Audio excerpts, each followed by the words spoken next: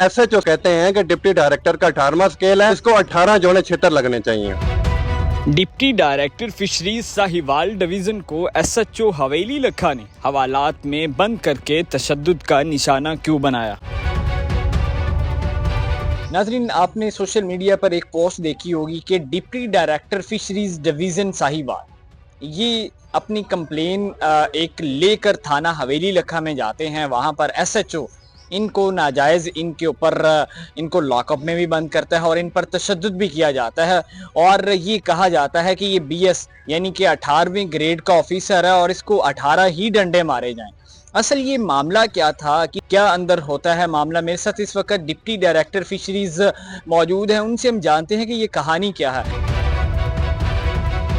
मैं हेड सुलेमानकी के ऊपर मौजूद था और वहाँ पर एक मछली घर होता है, बैराज के अंदर एक स्ट्रक्चर मौजूद है, उसको हम चेक करते हैं। वहाँ पर हमें एक पिंजरा लगा हुआ दिखाई देता है जिसके अंदर 4 आदत जो है ना जिंदा मछलियाँ फंसी होती हैं। मैं और मेरे साथ 2 जो है ना मेरे एहलकार होते हैं, हम नीचे जाकर उस पिंजरे को निकालते हैं और उसमें से फंसी हुई जो मछलियाँ हैं उन्हें वापस पानी में छोड़ देते हैं। वो पिंजरा लेकर हम इरिगेशन के दफ्तर चले जाते हैं। वहाँ पर एक्सियन के दफ्तर जब हम जाते हैं तो पता चलता है कि एक्सियन साहब लाहौर गए हैं किसी काम पर। तो फिर साथ वाली जो बिल्डिंग थी वो एसडीओ साहब की थी, हम वहाँ पर चले जाते हैं। एसडीओ साहब के ऑफिस में हमें सब इंजीनियर मिलते हैं। हम उनसे शिकायत करते हैं कि आपके बेलदार जिनकी बैराज के गेट पे ड्यूटियां हैं वो ड्यूटियों पर नहीं होते, तो हमारे यहाँ पे नाजायज शिकार हो रहा है। जिस पर उनसे पूछते हैं कॉल पे बेलदारों से और जमादार से। जब उनसे पूछा जाता है तो वो बताते हैं कि हम आपको 2 बंदे बताते हैं जिन्होंने ये पिंजरा लगाया है। उनके नाम, उनकी वल्दियत, उनकी राइश की डिटेल नोट कर ली जाती है। उसके बाद हम वापस अपने दफ्तर पहुंचते हैं। वहां पर हम अपनी जो कंप्लेंट है, इस्तगासा है, वो तहरीर करते हैं। दर्ज करने के बाद हम पुलिस स्टेशन पहुंच जाते हैं और वहां पर हम हेल्प डेस्क पर जाते हैं। हेल्प डेस्क पर पहुंचने पर वहां पर एक एहलकार उसे पढ़ना शुरू करता है और वो मछली चोरी पर मजाक करता है, रेडिक्यूल करता है हमें। मछली चोरी भी कोई चीज है तो इस पे हमें रेडिक्यूल किया जाता है और उसके बाद फिर हम हेड मोरर की तरफ चले जाते हैं। हेड मोरर के डेस्क पे वो हमारी दरखास्त जब पहुंचती है तो वो कहता है एक ही है। वो हमें इस तरह से आगे इस अंदाज से हमें मुखातब करता है और फिर मैं उसे समझाता हूँ कि ये कागज का पेज है और इसके ऊपर एक कंप्लेंट दर्ज की हुई है, आप इसे पढ़ेंगे तो आपको मजीद अंदाजा हो जाएगा।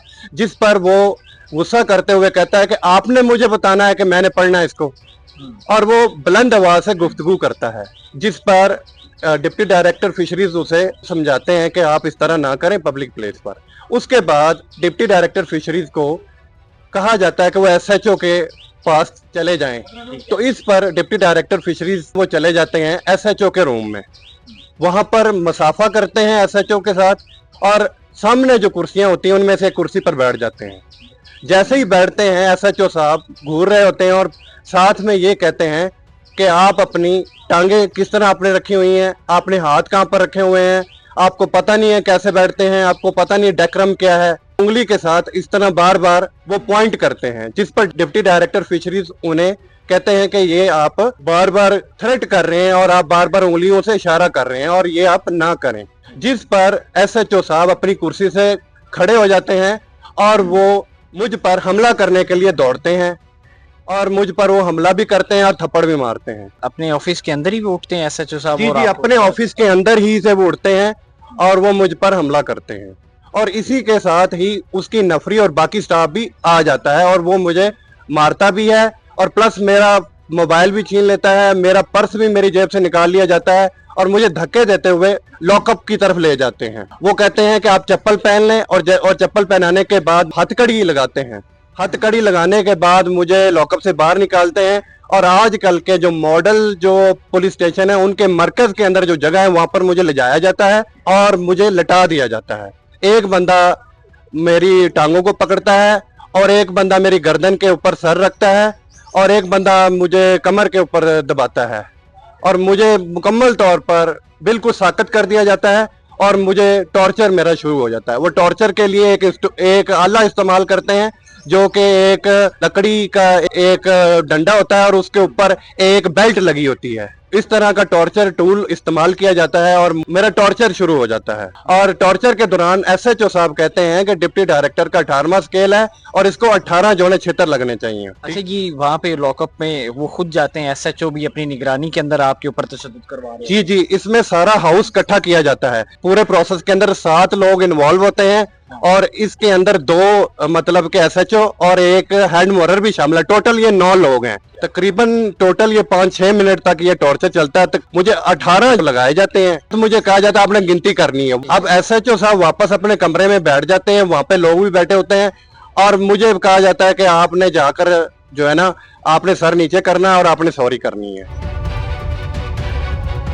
मैंने एफआईआर पढ़ी, एफआईआर के अंदर ये था कि वो जब आपके ऊपर तशद्दुद करते रहे, आपको मारते रहे, इसके साथ वीडियोस भी बनाते जी रहे। जी, वो एक बंदे को कहा जाता है कि आप वीडियो बनाएं और जब मेरा टॉर्चर का अमल अख्ताम पे पहुंच रहा होता है तो वो उससे पूछते हैं कि क्या वीडियो बन चुकी है। जब आपको ऑफिस ले जाया जाता है, आपको कहा जाता है कि आप माफी मांगिए, उसके बाद क्या आपको कहते फिर हैं? मुझे किसे छोड़ा? मैं क्योंकि मुझे पता था ये लोग मोटिवेटेड हैं, हो सकता है मुझे और टॉर्चर का निशाना बनाएं, उस पे मैं उनसे सॉरी करता हूं और वापस मैं लॉकअप में मुझे वापस ले जाया जाता है। इतने में हमारे अहकामे बाला हैं, वहां तक ये रिपोर्ट होता है मामला और वो वापस जो डिस्ट्रिक्ट एडमिनिस्ट्रेशन के साथ टेकअप करते हैं तो ये नीचे तक जो है ना ये रिपोर्टिंग होती है। उसके नतीजे में मुझे लॉकअप से बाहर निकाला जाता है।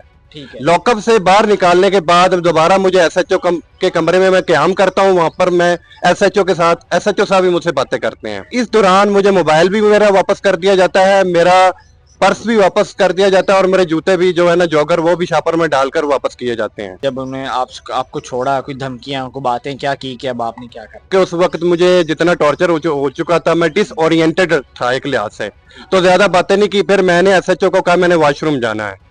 मैं वॉशरूम जाता हूं, वहां पर जाकर मैं अपने टॉर्चर की अपने वो तस्वीरें भी बनाता हूं मोबाइल से और वो तस्वीरें मैं वापस अपने डायरेक्टर को और मैं अपने सेक्रेटरी साहब को भी शेयर करता हूं कि मेरा टॉर्चर हुआ है और पुलिस कस्टडी के अंदर मेरा टॉर्चर हुआ है। तो वो उस पे मेरी तरफ से भी वो सबूत चले जाते हैं।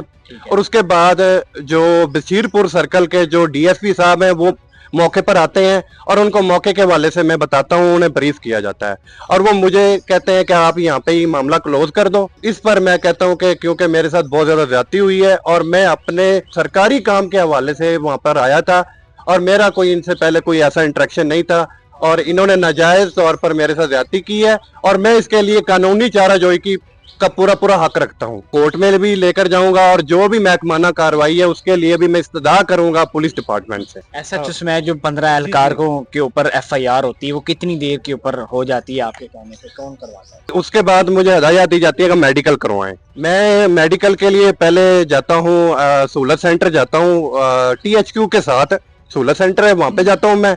वहां पे मैं डॉकेट बनाने के लिए, तो वो मुझे डॉकेट बनाने के अंदर ही बहुत ज्यादा रुकावटें डालते हैं। वो गलत कैटेगरी का डॉकेट बनाने की कोशिश करते हैं जिसपे मैं सारे मेरे साथ ऑफिसर जो होते हैं उनके मैं बयानात रिकॉर्ड करता हूं, तो उस पर जाकर वो प्रेशर उनको आता है तो वो सही कैटेगरी के अंदर मेरा डॉकेट बनाते हैं और 3 घंटे की कोशिश के बाद मेरा डॉकेट बनता है। वो डॉकेट बनाने के बाद मैं टीएचक्यू के अंदर जाता हूं तो वहां पर पता चलता है कि जो मुतलका जो डॉक्टर है जिन्होंने ये मुआयना करना है वो चले गए हैं, अब सुबह 9 बजे आइए। तो मैं अगले दिन 9 बजे टीएचक्यू हाजिर होता हूं। टीएचक्यू वाले कहते हैं कि ये पुलिस टॉर्चर का केस है, हम इसको हैंडल नहीं कर सकते, हम इसको डीएचक्यू रेफर करते हैं। हम डीएचक्यू चले जाते हैं उसको लेकर। डीएचक्यू वाले कहते हैं कि अभी हम इसको नहीं कर सकते क्योंकि इसमें पुलिस टॉर्चर इन्वॉल्व है, आप इसको मजिस्ट्रेट के सामने लेकर जाएं और वो वहां पे इसे अलाउ करेंगे तो उसके बाद आपका यहाँ पे बोर्ड होगा। मजिस्ट्रेट के सामने दरखास्त रखते हैं और वो हमें अलाउ करते हैं और इसमें पूरा दिन हमारा गुजर जाता है और उसके बाद हम अगले दिन जो है ना डीएचक्यू के पास पेश होते हैं और वो फिर हमारा कुछ टेस्ट होते हैं वो करते हैं और साथ हमें रिपोर्ट बनाकर दे देते हैं। जब मेरे पास रिपोर्ट आती है तो उसके बाद मैं एफआईआर की कंप्लेंट दर्ज करवाता हूं कि इसके खिलाफ एफआईआर की जाए क्योंकि अब मेरे पास सर्टिफिकेट आ चुका है और उसके अंदर साबित हो चुका कि मुझ पर टॉर्चर हुआ है। तो जैसे ही कंप्लेंट फ्लोट होती है तो मेरी एफआईआर जो है ना हो जाती है उनके अगेंस्ट। ठीक है। और कितने टाइम के अंदर एसएचओ समेत बाकी एहलकारों को गिरफ्तार किया जाए? ये फौरन ही गिरफ्तारी हो जाती है क्योंकि हमारे जो सेक्रेटरी साहब थे और सीनियर मिनिस्टर साहब जो है ना उन्होंने इस मामले को टेकअप किया हुआ था, क्योंकि उसमें बहुत ज़्यादा ज्यादती हुई थी और दूसरे लिहाज से ये डिपार्टमेंट के लोगों के लिए भी मोराल डाउन था, क्योंकि ये बिला वजह जो है ना बहुत ज़्यादा ज्यादती हुई है। इस पर हमारे सेक्रेटरी साहब और जो हमारे जो ऑनरेबल मिनिस्टर साहब हैं वो फौरन इस मामले को टेकअप करते हैं और फौरन इस पर एफआईआर होती है और उन्हें अरेस्ट भी किया जाता है। अच्छा, ये अरेस्ट होने के बाद अगले दिन ही सुना है अदालत उनको बाइज्जत रिहा भी कर देती है, ये क्या मामला है? अभी तक कहाँ पे पहुंचे कंडीशन? कोर्ट को राइट है वो उसको बेल दे या उसको जिस तरह भी चाहे, लेकिन आप क्या प्रोसेस करने जा रहे हैं? अभी हम इस बेल जो ग्रांट हुई है इसको हम कंटेस्ट करेंगे और इस मैटर को जो इसका जो रेलेवेंट फोरम है उसके ऊपर लेकर जाएंगे और उसके हवाले से हमारी डिस्कशन भी हो चुकी है प्रोसिक्यूशन टीम से। उन्होंने लाइन ऑफ इंक्वायरी भी दे दी है पुलिस डिपार्टमेंट को कि फेडरल जो इन्वेस्टिगेशन जो अथॉरिटी एफआई है वो रेलेवेंट फोरम है जो इसकी इम्पार्शियल वे से जो है ना वो इसकी इन्वेस्टिगेशन कर सकता है, क्योंकि लोकल पुलिस के खिलाफ ये है तो इसमें लोकल पुलिस के जो लोग हैं वो इसकी प्रॉपर तरीके से जो है ना वो नहीं कर सकते इन्वेस्टिगेशन, क्योंकि आप जिसके खिलाफ अगर वो है मामला तो वही उसका जज बने या उसकी तहकीक करे, ये बिल्कुल इंसाफ के तकाज़ों के मुनाफी है। क्या अपील करना चाहेंगे अपनी सीएम साहिबा को, अपने इदारों को और जो रेलिवेंट आपके अफसर? बहुत ज़्यादा शुक्रिया अदा करना चाहूँगा हम ऑनरेबल सेक्रेटरी एक्वाकल्चर और फिशरीज पंजाब को और जो ऑनरेबल सीनियर मिनिस्टर हैं मरियम औरंगजेब, जिनके बर वक्त मुदाखलत से ये सारा जो अमल है एफआईआर हुई और बाकी जो लीगल प्रोसेस है वो स्टार्ट हुआ। और मैं यहाँ पे ये मैसेज देना चाहता हूँ कि जितने भी पुलिस के लोग हैं उन्हें हाई हैंडेडनेस की तरफ जाने के बजाय एक सॉफ्ट इमेज जो है ना वो रिफ्लेक्ट करना चाहिए और इस तरह की हरकतें नहीं करनी चाहिए जिससे एक डिपार्टमेंट का जो मनफी जो पहलू है वो जागर हो। तो हमें पुलिस का तावन बहुत ज़्यादा ज़रूरी भी है और अगर वो इस तरह की चीज़ें होंगी तो फिर हम गैर कानूनी शिकार के हवाले से जितने भी इकदाम है वो हमारे दायरे के दायरे रह जाएंगे और वो हमारे जो हम मुस्बत जो हमारी कोशिशें हैं वो बिल्कुल ज़ायल हो जाएंगी। और इस हवाले से मैं कहता हूँ कि उन्हें हमें तावन भी करना चाहिए और ऐसे जो लोग हैं जो डिपार्टमेंट के अंदर बैठे हुए हैं उनके खिलाफ सख्त एक्शन होना चाहिए ताकि दूसरे जो लोग हैं वो उनसे सबक सीखें और मजीद इस तरह के जो वाकयात है ना रोनमा हो।